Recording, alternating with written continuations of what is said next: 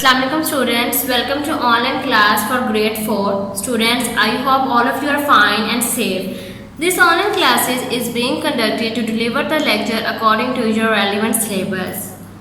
Students, today I am going to teach you the real English. Lecture number 1, chapter number 2, A Beautiful Day. Students, आप सबने इस lecture को attentively सुनना है और जो मैं मुश्किल अल्फाज के मायने बताऊंगी वो आप लोग साथ साथ बुक पे नोट डाउन करते जाइएगा ताकि जब आप लोग दोबारा से इसको गो थ्रू करें तो आप लोग को कोई प्रॉब्लम फेस ना करनी पड़े। इसके अलावा पेरेंट्स से मेरी ये रिक्वेस्ट है कि जब स्टूडेंट्स बच्चे ये लेक्चर ले रहे हों तो वो उनके पास बैठें ताकि अगर उन्हें कोई मुश्किल पेश आती है तो वो उनको गाइड कर सकें। So let's start with chapter number 2. Chapter number 2 is A Beautiful Day and the writer name is William Wordsworth. Beautiful day means एक खूबसूरत दिन। पहले हम इसकी ट्रांसलेशन को देख लेते हैं और सारी रीडिंग कर लेते हैं। The cock is crowing. Cock means के मुर्गा और crowing means के उसकी आवाज़ यानी कि जो मुर्गा है वो बोल रहा है। The stream is flowing. Stream मतलब के नदी और फ्लोइंग मतलब बहना, जो नदी है वो बह रही है। The small birds Twitter, Twitter का मतलब होता है जो चिड़ियों की आवाज़ होती है यानी कि चहचहाना। स्मॉल बर्ड्स मतलब कि छोटे छोटे चिड़ियाँ, जो छोटी छोटी चिड़ियाँ हैं वो चहचहा रही हैं। द लेक डोथ ग्लिटर, लेक मतलब के झील, ग्लिटर का मतलब होता है चमकना और जो झील है वो चमक रही। जब आपको पता है जब सूरज की शुआएं उस पर झील पे पड़ती हैं तो वो चमकती हैं। The green field sleeps in the sun, सूरज की शुआओं से ऐसा लग रहा है कि जो हरे भरे खेत हैं वो सोए हुए हैं। The oldest and the youngest, oldest कहते हैं बूढ़े को और यंगेस्ट कहते हैं जवान को, यानी कि जो बूढ़े और जवान हैं और eight work with the strongest, strongest का मतलब होता है अच्छे से, वर्क मतलब के काम, जो बूढ़े और जवान हैं वो खेतों में अच्छे से काम कर रहे हैं। The cattle are grazing, cattle का मतलब होता है मवेशी, ग्रेजिंग का मतलब होता है चरना, मवेशी खेतों में चर रहे हैं।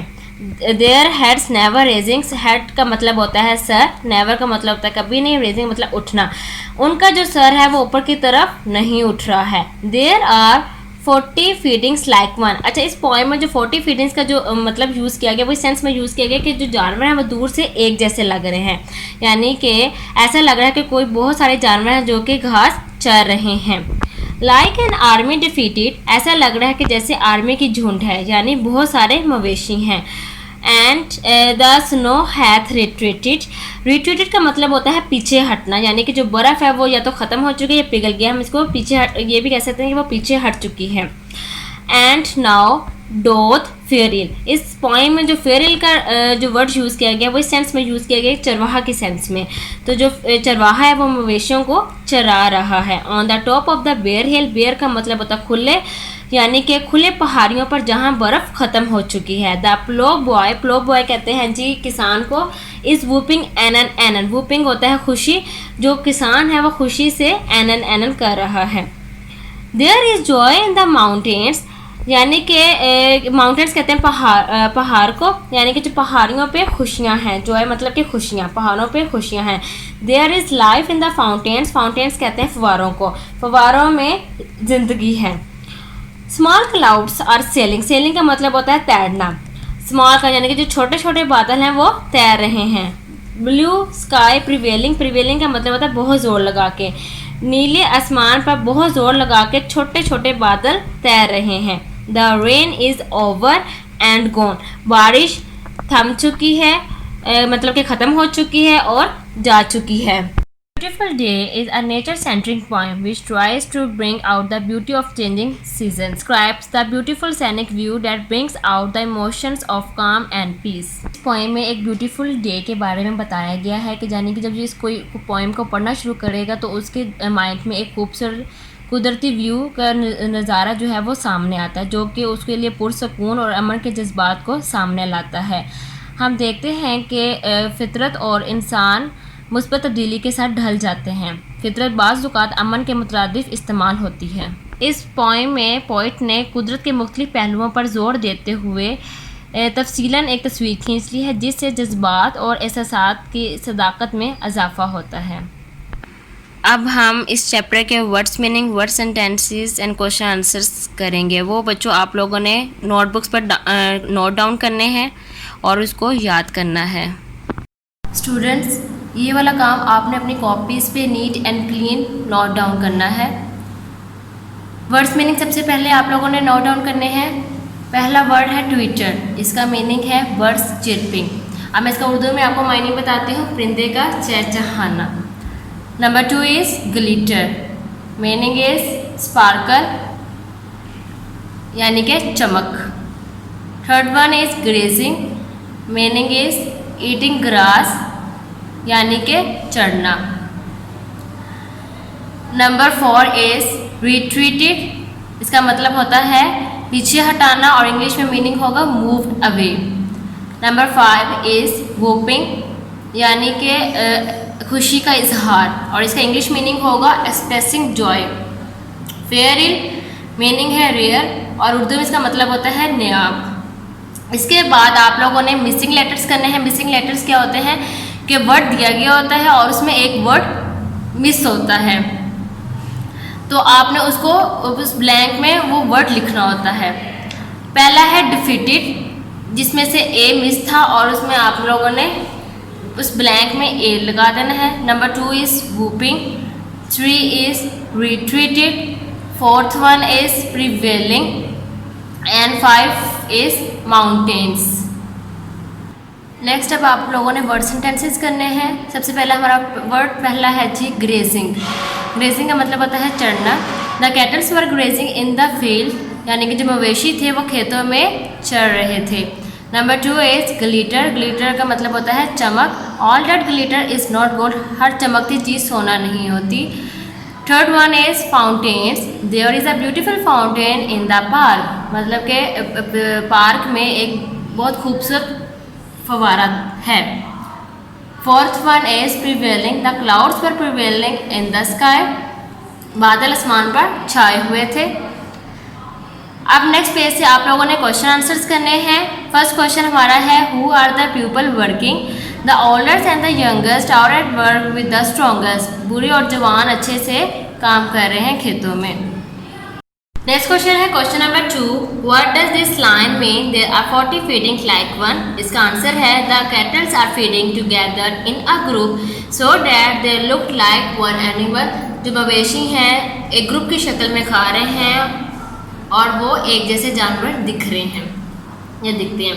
क्वेश्चन नंबर 3 है what season does the poem describe, the poem describes the spring season. इस पोएम में जो पोइट है वो मौसम बहार को बयान करता है।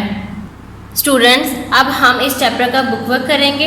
पेज नंबर 12 पे सबसे पहले है जी A1 part, match the words describing actions with the dots of the actions. ये हमारे पास कॉलम A है, ये हमारे पास कॉलम B है। आप चाहें तो इसको मैच भी कर सकते हैं लाइंस के थ्रू या नंबरिंग भी कर सकते हैं। सेलिंग, फर्स्ट वर्ड है जी सेलिंग। सेलिंग का मतलब होता है तैरना। ये आप सब पोएम में भी वर्ड्स पढ़ चुके हैं। और कौन सी चीज़ तैरती है, क्लाउड्स, ठीक है। तो आप इस क्लाउड्स को साथ जाके इसको मैच कर देंगे। सेकंड है ग्रेजिंग, ग्रेजिंग के साथ इसको मैच करेंगे cattle, crowing, cock, twittering, birds, flowing, stream, glittering, lake, sleeping, green field, whooping, plough boy. Next students, आप लोगों ने पेज नंबर 13 पे B1 पार्ट करना है। Find and right 5 more words from the poem that have 2 consonants at the beginning. Circle the letters that stand for the consonant sounds. Consonant words कौन से होते हैं? कॉन्सोनेंट वर्ड्स ऐसे words जो कि वोवल के अलावा जितने वर्ड्स हैं वो कॉन्सोनेंट वर्ड्स कहलाते हैं। जैसे कि flowing, small, glitter, green, sky, ये जितने वर्ड्स हैं इनके जो पहले 2 हैं वर्ड्स वो कॉन्सोनेंट वर्ड्स हैं। और उन्होंने कहा है कि जो लेटर्स हैं आपने उनको सर्कल भी करने हैं, ठीक है। तो फ्लोइंग में FL को हमने सर्कल किया, स्मॉल में हमने SM को सर्कल किया, ग्लिटर में हमने GL को सर्कल किया, ग्रीन में GR को सर्कल किया और स्काई में SK को सर्कल किया। नेक्स्ट है जी B2 part, complete the table of rhyming words. Rhyming words ऐसे वर्ड्स होते हैं जो कि सेम साउंड देते हैं। आप लोगों के पास वर्ड्स दिए गए हैं और आप लोगों ने 2 कॉलम से वर्ड्स खुद बनाने हैं। एक जो पोएम से ले लें और दूसरी जो है खुद अपने माइंड से सोच के आप लोगों ने लिखने हैं। फर्स्ट वर्ड उन्होंने दिया हुआ है फ्लोइंग सॉरी। तो आप लोगों ने जो इसके रीमिंग वर्ड्स बनाने हैं पोएम से, तो आप लोगों ने पोएम में क्रोइंग का वर्ड पढ़ा हुआ है, ठीक है। और जो आपने खुद बनाने हैं वो है ब्लोइंग। तो फ्लोइंग, क्रोइंग, ब्लोइंग ये सेम साउंड कर रहे हैं प्रोड्यूस, तो ये रीमिंग वर्ड्स हैं सब। इसी तरह बाकी करने हैं आप लोगों ने twitter, glitter, sweater, prevailing, sailing, railing, defeated, retreated, beated भी आ सकता है और हीटेड भी आ सकता है। Hill, ill, will, grazing, raising, amazing, youngest, strongest, largest। Next students आप लोगों की एक्टिविटी है part C, what makes a place beautiful. ऐसी कौन सी चीज़ें हैं जो कि किसी जगह को खूबसूरत बना सकती हैं। तो आप लोगों ने ऐसे 5 वर्ड्स बताने हैं, flowers, butterflies, birds, greenery, snow on mountains. Flowers मतलब कि फूल, और उसमें जैसे पार्क का पूरा व्यू होता है, फ्लावर्स फूल उगे हुए हों, बटरफ्लाइज हों, उसमें परिंदे भी हों, ग्रीनरी भी हो, और अगर माउंटेन्स है तो उस पर स्नो भी हो। स्टूडेंट्स ये आप सबका ये काम आप लोगों ने अच्छे से नीट वे में इसको नोट डाउन करना है अपनी बुक्स पे भी। और जो पहले काम करवाया मैंने question answer, missing letter, words sentences, words meaning, ये सब कुछ आप लोगों ने अपने कॉपीज पे नीट वे में नोट डाउन करके इसको सब चीज़ों को याद करना है अच्छे से। Thank you students.